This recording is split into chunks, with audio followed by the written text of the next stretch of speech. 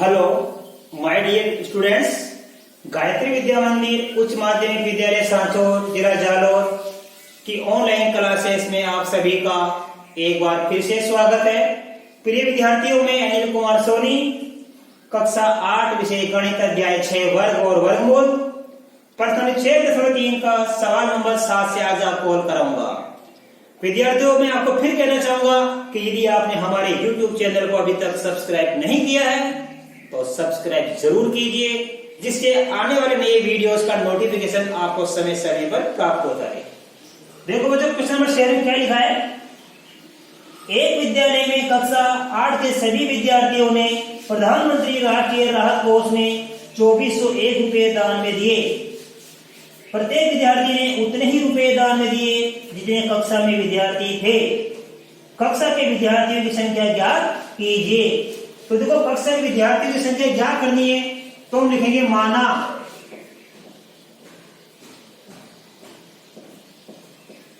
कुल विद्यार्थियों की संख्या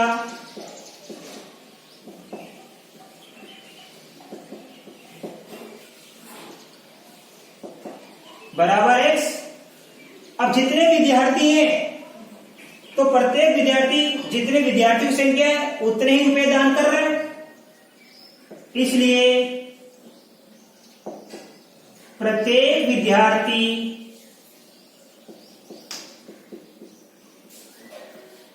द्वारा दान की गई राशि कितनी है? x रुपये होगी। मान लो आपकी कक्षा में 20 विद्यार्थी हैं। अब प्रत्येक विद्यार्थी कितना दान दे रहा है? जितने विद्यार्थियों की संख्या कक्षा में 20 विद्यार्थी है तो प्रत्येक विद्यार्थी 20 रुपया दे रहा है। तो 20 विद्यार्थियों के द्वारा कितनी राशि इकट्ठी हो जाएगी? 20 × 20 400 हो जाएगी। और यहां पे हमने क्या माना कि कुल विद्यार्थियों की संख्या x, इसलिए प्रत्येक विद्यार्थी द्वारा दान की गई राशि कितनी होगी? x रुपए। देखो बच्चों, हमारे सवाल में है दान की कुल राशि कितनी है बच्चों? 2401 रुपए। 2401 रुपए दान की कुल राशि है। ये कुल राशि कैसे प्राप्त होगी? इसलिए बच्चों ध्यान देना, विद्यार्थियों की संख्या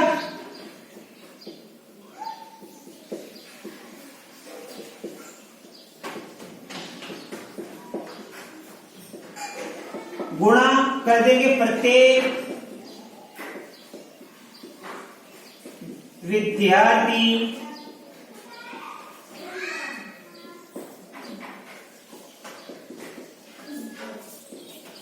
द्वारा दान की गई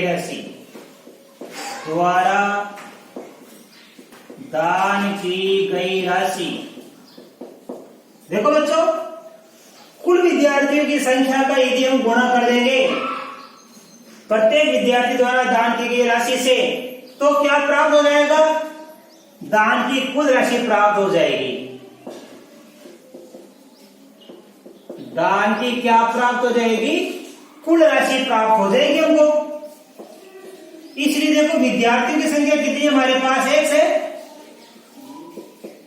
और प्रत्येक विद्यार्थी द्वारा दान की गई राशि भी कितनी है? x रुपए।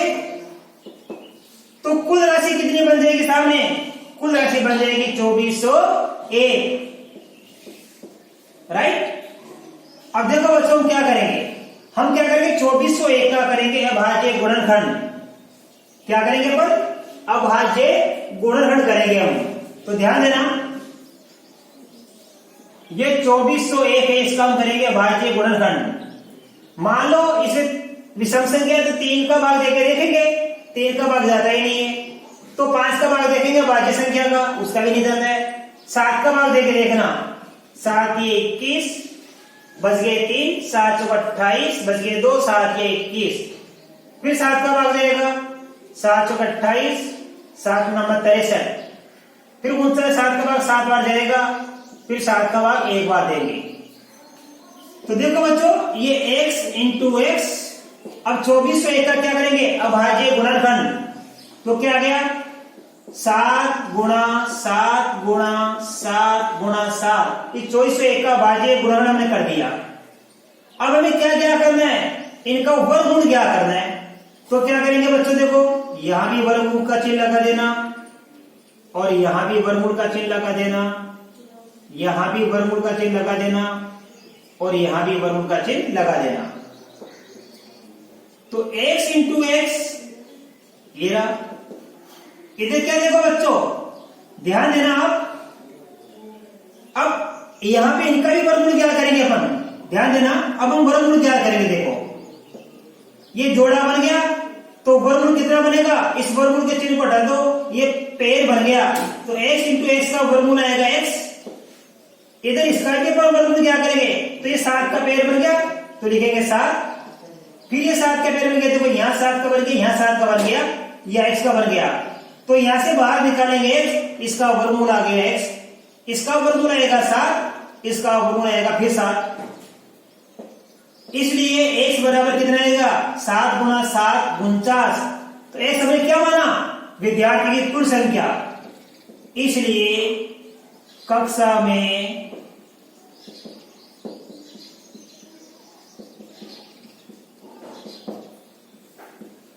विद्यार्थियों की कुल संख्या बराबर 49 है।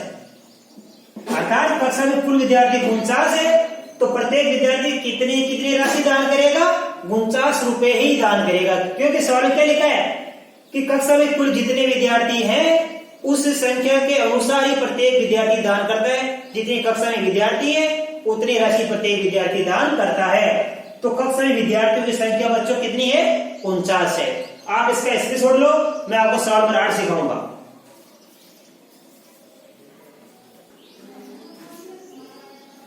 देखिए बच्चों, क्वेश्चन नंबर 8 इसी प्रकार है।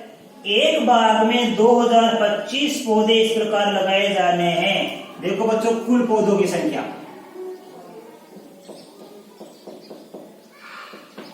कुल पौधों की संख्या कितनी है, 2025। यानी बाग में कितने पौधे लगाने, 2025। इसमें लिखा है इस प्रकार लगाए जाने हैं कि प्रत्येक पंक्ति में उतने ही पौधे हो जितनी पंक्तियों की संख्या हो। पंक्तियों की संख्या और प्रत्येक पंक्ति में पौधों की संख्या ज्ञात कीजिए।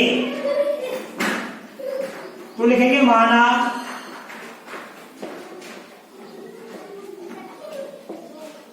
पंक्तियों की संख्या,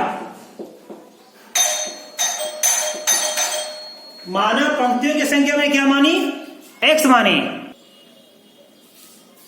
तो माना पंक्तियों की संख्या x।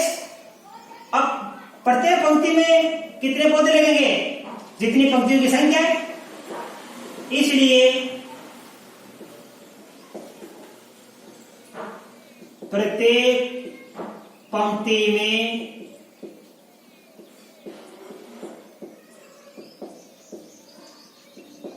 पौधों की संख्या भी कितनी होगी, x। क्योंकि प्रश्न के अनुसार जितनी पंक्तियां हैं उतने ही पौधे प्रत्येक पंक्ति में लगाएंगे। इसलिए देखो पंक्तियों की संख्या, इसका गुणा किससे कर देंगे, प्रत्येक पंक्ति में पौधों की संख्या से। प्रत्येक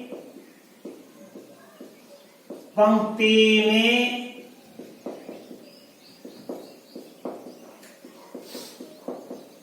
पौधों की संख्या से गुणा कर देंगे तो क्या प्राप्त हो जाएगा, कुल पौधों की संख्या। कुल पौधों की संख्या प्राप्त हो जाएगी। तो पंक्तियों की संख्या कितनी मानी हमने, x। और प्रत्येक पंक्ति में पौधों की संख्या भी कितनी हो जाएगी, x। तो कुल पौधों की संख्या क्या लिखेंगे, बराबर 2025, राइट। अब देखो बच्चों, ये x गुणा x वैसा ही रहेगा। अब 2025 कम करेंगे, अभाज्य गुणनखंड, ठीक है। 3 का भाग देंगे, 3 छिके 18, 3 7 21, 3 पंजे 15। फिर 3 का भाग देंगे तो 225, फिर 225 में 3 का भाग देके देखना 75 आता है। अब 75 में हम 3 का भाग देके देखेंगे तो 25 आता है।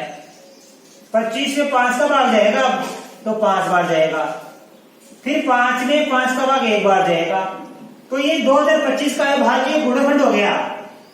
3 गुणा 3 गुणा 3, फिर 5 गुणा 5।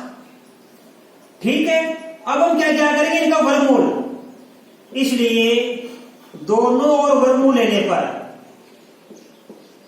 दोनों ओर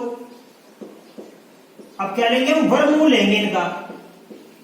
तो वर्गमूल कैसे लेते हैं, दो दो संख्या के जोड़े बनते हैं। इस जोड़े में से x निकालेंगे, इस जोड़े में से 3 निकालेंगे, इस जोड़े में से फिर 3 निकालेंगे, इस जोड़े में से ये आ जाएगा हमारे पास में 5। तो इसलिए इधर तो बच गया वर्गमूल x, इधर वर्गमूल आ गया 3 गुणा 3 गुणा 5। तो गुणा करने कितना आएगा, 3 को 3 से गुणा करेंगे 9, 9 को 5 से गुणा करेंगे 45। तो x बराबर कितना आ गया 45। और x क्या माना था, प्रत्येक पंक्तियों की संख्या हमने मानी थी। और यह भी यही पूछा गया है कि पंक्तियों की संख्या, प्रत्येक पंक्ति में पौधों की संख्या ज्ञात कीजिए। इसलिए पंक्तियों की संख्या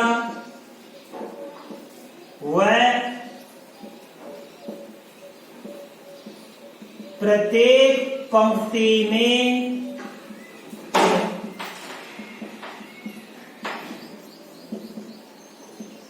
पौधों की संख्या कितनी होगी, 45 होगी बच्चों। तो पंक्तियों की संख्या भी कितनी होगी, 45 होगी ऐसे, और प्रत्येक पौधे भी कितने होंगे ऐसे, 45 होंगे। तो ये हमने प्राप्त कर लिया, पंक्तियों की संख्या भी 45 होगी और प्रत्येक पंक्ति में पौधों की संख्या भी कितनी होगी, 45। आप बड़ा इसका स्क्रीनशॉट ले लीजिए, मैं आपको सवाल नंबर 9 सिखाऊंगा।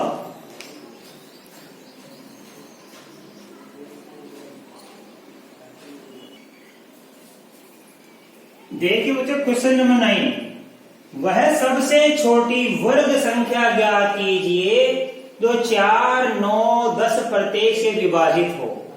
मतलब वह सबसे छोटी वर्ग संख्या ज्ञात करनी है जिसमें 4 का, 9 का और 10 का भाग पूरा पूरा जाता हो। इस प्रकार के सवाल को हल करने के लिए सबसे पहले हम संख्याओं का क्या ज्ञात करेंगे, लसब। इन संख्या को लसब ज्ञात करेंगे। तो लिखेंगे संख्याओं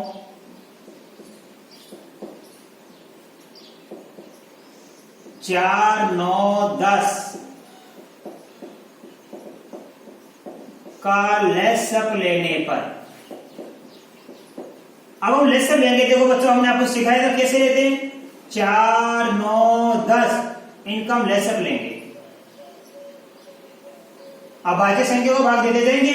सबसे पहले भाग लेंगे, 2 का भाग 4 में देंगे तो 2 बार। 9 में 2 का भाग जाता ही नहीं है पूरा पूरा, कि 2 के फाड़े में 9 नहीं आता है, 2 के फाड़े में 10 आता है। मतलब 10 में 2 का भाग कितनी बार जाता है, 5 बार। फिर 2 का भाग देंगे 1, 9 में जाता नहीं और 5 में भी 2 का भाग नहीं जाता है। अब हम अभाज्य संख्या 3 का भाग देंगे। ये एक तो आएगा, 9 में 3 का भाग 3 बार जाएगा, 5 में जाता नहीं है। अब 3 में 3 का भाग देंगे 1 बार, ये 5। फिर 5 में भाग देंगे हम, ये 1, ये 1 और ये 1 आ गया। ठीक है, देखिए बच्चों, सबसे छोटी वर्ग संख्या ज्ञात करने के लिए जिसमें 4, 9, 10 का भाग पूरा पूरा जाए, हम कैसे करेंगे, पहले इस संख्या को हम लसब लेंगे। और लसब देखो कितना आ जाएगा, इसलिए 4, 9, 10 का लसब। अब देखो कितना आएगा, 2 गुणा 2 गुणा 3 गुणा 3, 5 ये आ गया। ठीक है, अब इसमें हम क्या करेंगे, 2 दूनी 4, 4 ती 12, 12 या 36, 36 पंजे 180। तो 4, 9, 10 इनका लेसअप कितना आया? 180। इसका मतलब है इस 180 में 4 का भाग भी जाएगा पूरा पूरा, 9 का भाग भी जाएगा पूरा पूरा और 10 का भाग भी जाएगा पूरा पूरा। तो बच्चों इस 180 में 4 का, 9 का और 10 का भाग पूरा पूरा जाएगा। लेकिन ये एक वर्ग संख्या नहीं है। हमें क्या प्राप्त करना है? वह सबसे छोटी वर्ग संख्या प्राप्त करनी है जिसमें 4, 9, 10 का भाग पूरा पूरा जाए। तो लसम लेके देख लिया, 180 आ गया। 180 में इन तीनों संख्या का भाग पूरा पूरा जाता है। इसका मतलब ये हुआ अब 180 को बनानी है पूर्ण वर्ग संख्या। तो देखो बच्चों यहाँ पे ये पेड़ बन गया 2 का, ये पेड़ बन गया 3 का और ये पेड़ बन गया, ये 5 का पेड़ नहीं बना। तो यहां देखो बच्चों मैं लिखूंगा यहां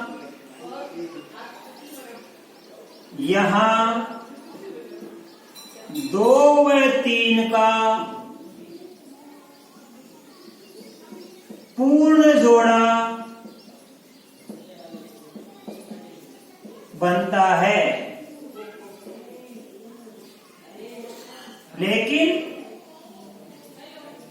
5 का पूर्ण जोड़ा नहीं बनता है। बाकियां बता रहा हूं। इसलिए 5 का पूर्ण जोड़ा बनाने के लिए 5 से गुणा करेंगे, राइट। इसको किससे गुणा करेंगे? ये तो 2 का पेड़ बन गया, ये 3 का पेड़ बन गया, 5 का नहीं बना। तो हम क्या करेंगे? इस 5 का भी पूर्ण जोड़ा बनाने के लिए 5 का पूर्ण जोड़ा बनाने 5 से गुणा करेंगे, अर्थात 180 को 5 से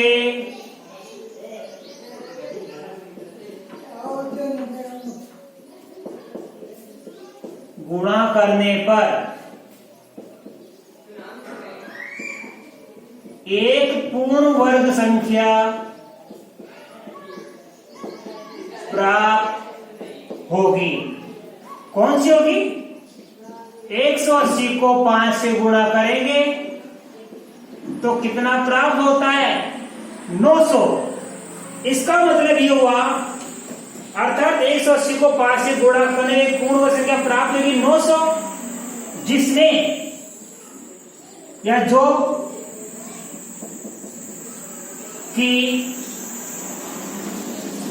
4, 9, 10 से